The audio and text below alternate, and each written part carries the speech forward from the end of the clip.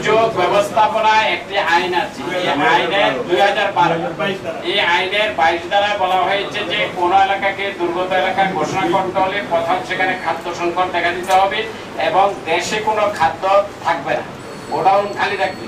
আপনারা এখানে food controller কাছ থেকে 7000 মেট্রিক টন রাইস আছে এখানে মজুদ আছে।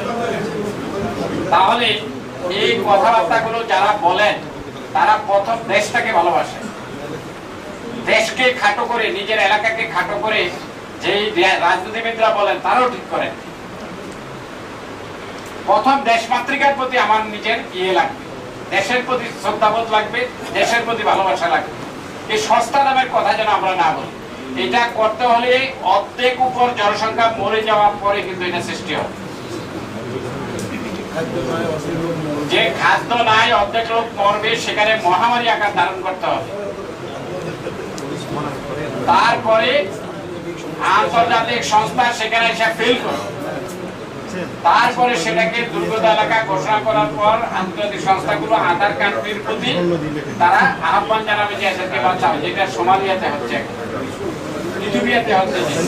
এই কথা আমরা না বলি, আল্লাহ আমাদেরকে গজব করতে দেয় নাই, ভবিষ্যতে দিবেও না।